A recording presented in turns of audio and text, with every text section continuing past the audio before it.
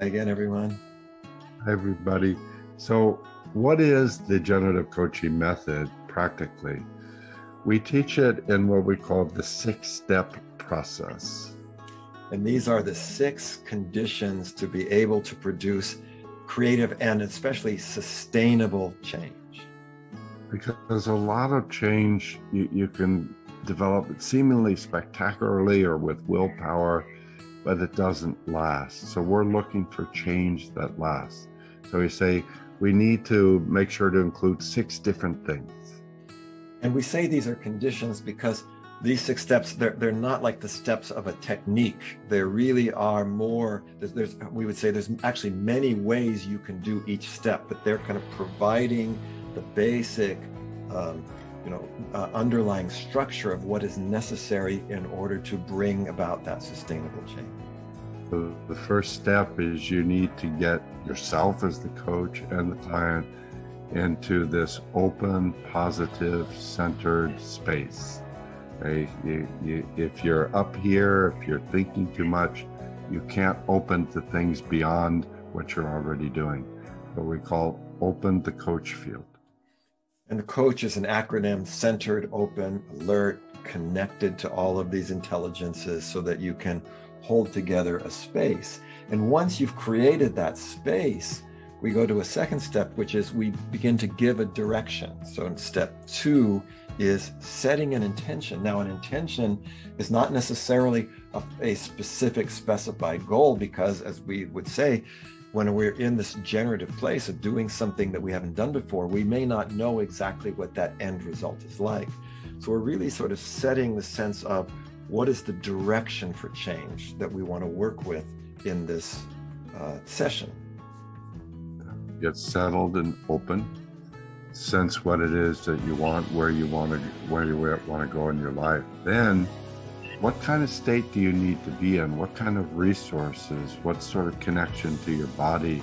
What sort of verbal representations do you need to be able to make that happen in actual practical reality? So this third step is what we call kind of getting into a truly generative state, where we're working with connecting this center in ourself to the future and to a larger field of resources. A big part of this step 3 is let's get the types of resources that are going to be necessary to actually fulfill that intention. So are you in a sustainable creative state is the practical question. Then 4th step is take action. What are you going to do?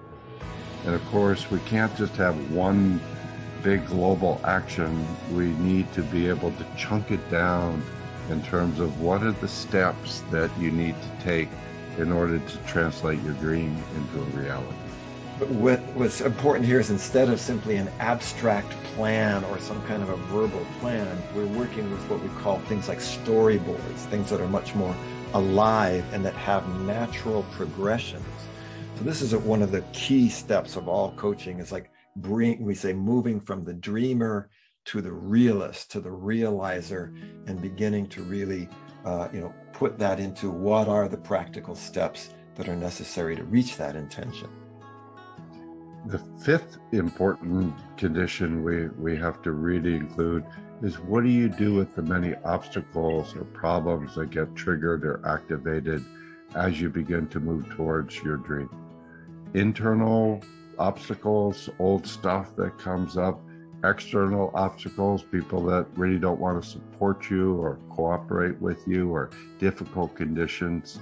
These are, as we say, essential to any creative process.